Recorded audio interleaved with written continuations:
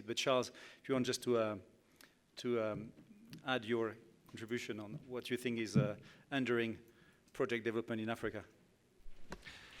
Thank you. Good afternoon, everyone. My name is Charles Marais. I head up the project and energy team at Hogan Lovells in Sandton. One of my biggest challenges over the years is trying to convince engineers that there's no such thing as a one-pager.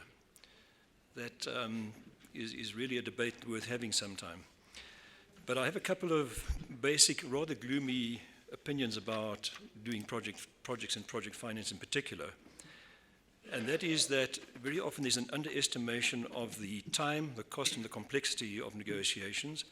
And I always believe that it takes longer than you think, it's more difficult than you think, and it's going to cost more than you think.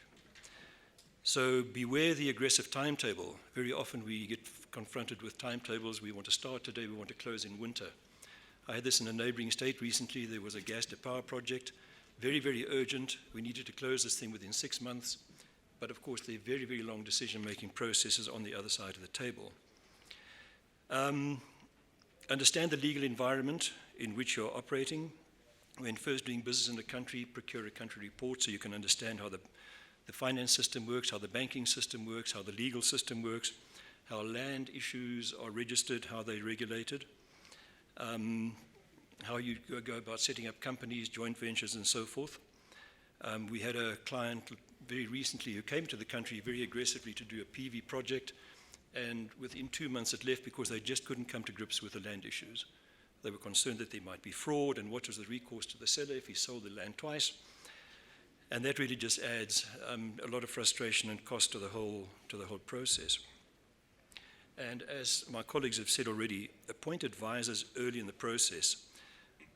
There are generally 3 primary advisors in a project financing. That's technical, commercial, or financial and legal.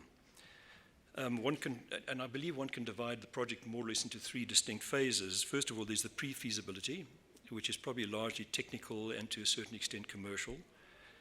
Then there's the bankability and the credit phase, where legal, commercial, and technical probably play equal roles.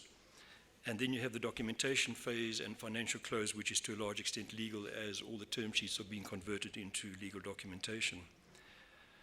But it's always a good idea to get lawyers involved as early as possible, and lenders as well, because it's very, very difficult and takes a lot of time and is costly to reopen negotiations or to go back and restart negotiations to address lender requirements.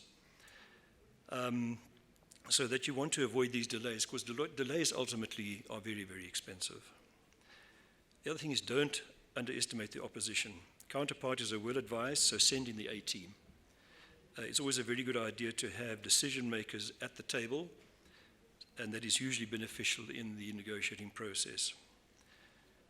And here's something that I feel quite strongly about, is one always tends to assume that the lenders are being unreasonable and taking advantage of what you might perceive as being a buyer's market.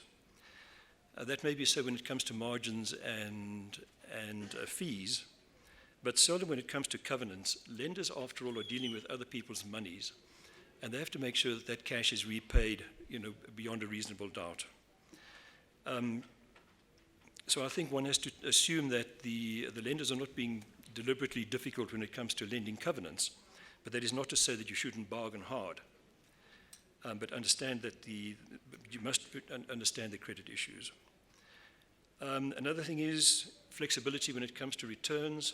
Very often return expectations are rigid, which means that it's difficult for the negotiators to go ahead and agree to certain changes to stricter covenants in documents like the EPC contract. So there should be some elasticity built into the return expectations. But if you cannot overcome this problem, then the challenge is to exit as neatly and as quickly as possible. And we've touched on a couple of the other things. Make sure before you embark on a project that the infrastructure is in place, or if it's not in place, that it's in the program. We've touched on the need for a strong shareholder base, a very well-constructed shareholders agreement. Understanding the rules of engagement. One of the reasons I believe that the REAP program in South Africa has been so successful is because the rules of engagement have been very clear.